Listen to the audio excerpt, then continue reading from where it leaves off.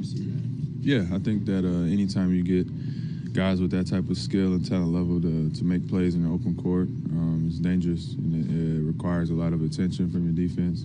Obviously, we have one of our own in Pascal, and you're able to see the things that he can do, and I think Blake is that same type of player where he can make plays and assist guys and still, score at the same time. So it just puts a lot of pressure on your defense, and it's got to be ready to be locked in and have all 5 guys ready to be able to help. What do you think it's going to be like working on the other side too, Coach Casey?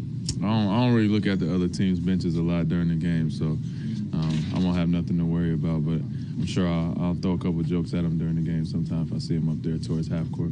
What did you learn from him? A lot. Obviously, that was my first impression of the NBA was under Coach Casey, and pretty much everything I know is under that regime. And this year has been different with Nurse at the helm. So I'm learning again in year 3, but for my first 2 years, pretty much everything I know was under that coaching staff. So yeah.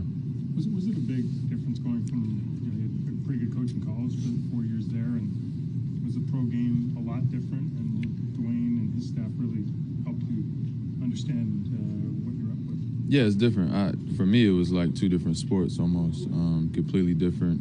Obviously, the same concepts, and you come in early and you work hard and you stay late. And defensive principles are pretty translatable across most leagues if they're good. And from that standpoint, obviously, I had a great 4 years in college, so I felt I was prepared, mentally.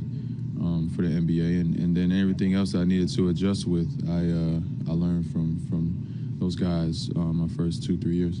Was there a certain point you remember where you kind of figured out you had earned Casey's trust? Nah, I don't know if there was like one single moment. I think that it was a gradual thing.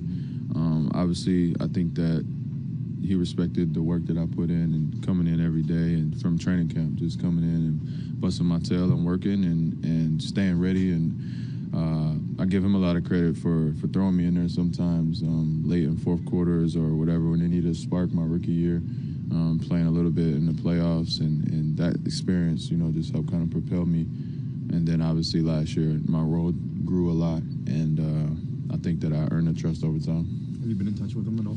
Yeah, we talked, after everything happened in the summertime, we texted a few times, and I didn't get a chance to see him in LA. I didn't make the award show, but, we talked a little bit, text back and forth. Nothing crazy. What's the biggest difference from playing under Nurse versus Casey?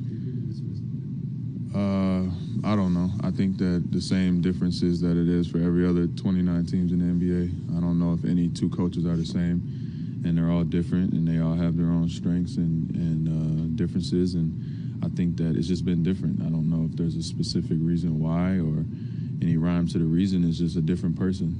There's no one coach that coaches multiple teams, so it's been good. We've been rolling. We're focused on our group here, and I'm sure Coach Casey is focused on what he has going on over there in Detroit, and I think both parties are happy.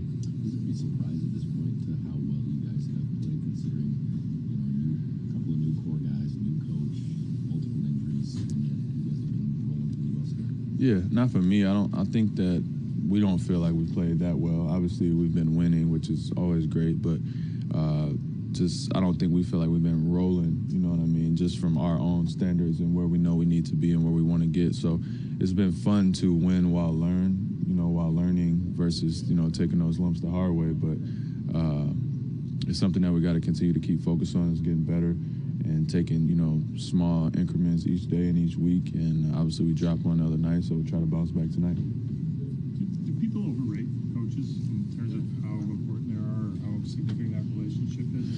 We all have bosses. Doesn't necessarily make your job all that different all the time. You said that, not me.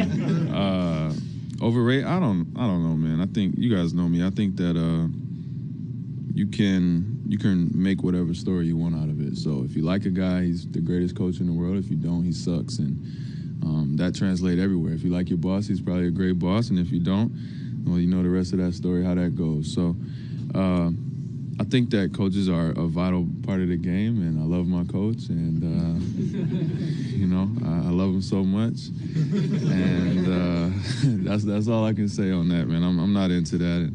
No, but in all seriousness, I think that each coach is vital to the team, and they have to know how to get the most out of their guys and put their guys in positions to win. And the ones that are good, you know, tend to do that well, and the ones that struggle a little bit kind of struggle with that. And it helps when you have a good team. So all those things play into it. And, again, I love my coach.